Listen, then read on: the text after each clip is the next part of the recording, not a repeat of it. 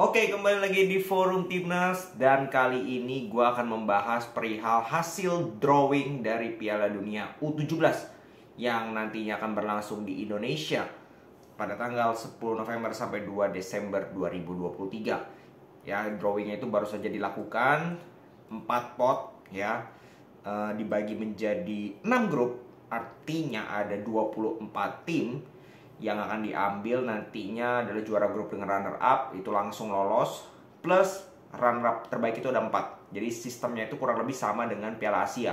Nantinya di babak 16 besar barulah mulai di situ fase ke knockout dengan total 16 tim. Dari hasil juara grup, runner up plus 4 runner up terbaik dari 6 grup.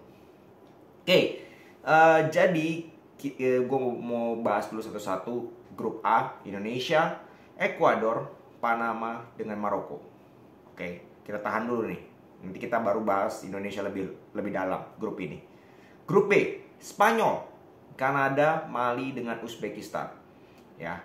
Grup C, Brazil, Iran, Kaledonia, dan juga Inggris. Ya, Inggris, Brazil, Iran ini ya cukup seru lah untuk kita saksikan. Grup D, Jepang, Polandia, Argentina, Senegal. Ini empat-empatnya menurut gue punya kekuatan yang cukup seimbang ya di level junior. Kita harus paham ini levelnya junior, berbeda sekali dengan senior. Terus grup E, Prancis, Burkina Faso, Korea Selatan, dengan Amerika Serikat. Not bad. Grup F, Meksiko, Jerman, Venezuela, dengan New Zealand. Harusnya sih ini bisa ya. Gue nggak ngerti ya kekuatan U17 di Eropa seperti apa. Harusnya sih Jerman bisa menjadi juara grup di grup F. Oke, itu tadi untuk grup-grupnya. Nah, kita sekarang mulai fokus ke grup A, di mana Indonesia, Ekuador, Panama, dan juga Maroko. Gini, gue sih tidak memasang, ini gue katakan dari awal, gue tidak memasang ekspektasi yang tinggi kepada timnas kita di U17 nih. Bukan karena pelatihnya bukan STY, ya bukan karena pelatihnya Bima Sakti. Gue rasa kita tidak fair untuk memberikan pressure, memberikan target kepada Coach Bima yang diberikan waktu kurang lebih 3 bulan untuk menseleksi pemain. Seleksi pemainnya itu juga hampir 1000 plus pemain dari berbagai daerah. Ya menurut gue itu tidak apa ya, tidak mudah, bahkan gue katakan sangat sulit untuk menemukan benar-benar squad yang nantinya akan mewakili Indonesia di turnamen sebesar Piala Dunia U17. Kita harus seleksi sampai 1000 pemain. Itu menurut gue menunjukkan apa? Menunjukkan minus kita, yaitu di development pemain muda, terutama liga di kelompok usia di bawah 17 tahun.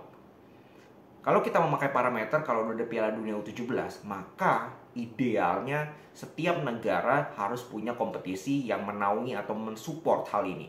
Dalam arti harus punya dong kompetisi yang menaungi usia U17. Nah, itu di Indonesia sejauh ini belum ada. Tugas siapa? Tugas PSSI. Ya memang ini kesannya kan cukup mendadak ya. Kalau nggak salah 3 bulan yang lalu baru diumumkan. Itu kan cukup mendadak. Maka dari itu ya kelihatan persiapannya pun sangat mendadak, tergesa-gesa, dan kelihatan ya tidak prepare. Karena seleksi pemainnya begitu banyak sekali dan itu sangat menyulitkan bagi Coach Bima, gue rasa. Terus uji coba juga kemarin di sini kan sempat uji coba lawan Korea atau siapa itu. Terus nanti mau TC ke Jerman, ya which is good, TC uji coba, lebih banyak uji coba lah. Karena apa? Tidak banyak dari pemain U17 ini yang mendapatkan regular waktu bermain ya di klub atau di akademinya. Karena tadi tidak ada liga yang konsisten, tidak ada liga yang regular di kelompok usia U17. Maka dari itu mereka butuh nih jam terbang, uji coba, sehingga apa? Nanti nggak kaget. Ya nggak kaget ketemu lawan yang berat. Kalau kita lihat dari grup ini sebenarnya tidak terlalu berat di atas kertas. Ekuador, Panama, Maroko, tidak ada nama-nama klub Eropa yang besar. Terus bahkan nggak ada klub negara Eropa, terus nggak ada negara-negara Afrika yang katanya kuat kayak Senegal, kayak Mali. Itu juga kita nggak ketemu. Artinya secara drawing ini kita sudah mendapatkan keuntungan. ya, mendapatkan keuntungan dengan Ekuador, Panama, Maroko dari Afrika tapi nggak kayak Mali gitu, beda lah. Terus Panama dari Amerika sana dengan Ekuador. Jadi kita sudah Amerika Utara, Ekuador Selatan. Harusnya di atas kertas kita bisa lolos. Kita masih punya peluang untuk lolos. Cuman gue tidak mau berekspektasi. Seperti yang tadi gue sudah jelaskan alasannya kenapa. Nah, perihal U17 ini, kalau kita lihat secara fair aja ya, dari Brazil, dari Prancis, bahkan Spanyol. Spanyol itu sebenarnya ada Lamine Yamal, sekarang main di Barcelona, itu pun nggak dilepas sama klub. Artinya apa? Mungkin pemain-pemain yang dibawa oleh negara-negara ini tujuannya ya untuk scouting, untuk development, bukan pemain-pemain yang sudah matang, yang sudah main di klub-klub Eropa besar itu dibawa ke sini. Dan itu yang harus kita pahami. Ya, itu yang harus kita pahami, mindset itu yang harus kita pahami, bahwa targetnya itu jangan memberikan pressure kita harus menang, kita harus ini itu juara, itu terlalu jauh. Ya, kita harus tahu esensi dari U17 Piala Dunia ini apa. Esensinya jelas, adalah untuk development, pengembangan pemain muda.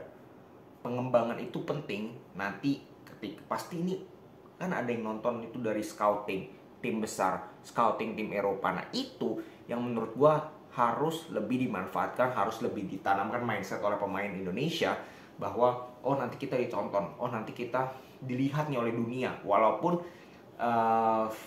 masih kelompok umur U17. Cuman jangan salah, scouting sekarang nyarinya begini-gini. Contoh bagus, Real Madrid itu banyak pemain Brazil muda-muda. Endrick contoh, belum bisa dimasukin ke Real Madrid karena permasalahan umur, itu dari Brazil, dan direkrutnya itu umurnya itu di bawah 17 tahun. Nah, bukan tidak mungkin pemain kita juga mendapatkan kesempatan yang sama. Minimal trial dulu di klub-klub Eropa yang mungkin divisi 2 atau apa. Beruntung tiba-tiba ada yang mainnya luar biasa, kita kan gak ada yang tahu.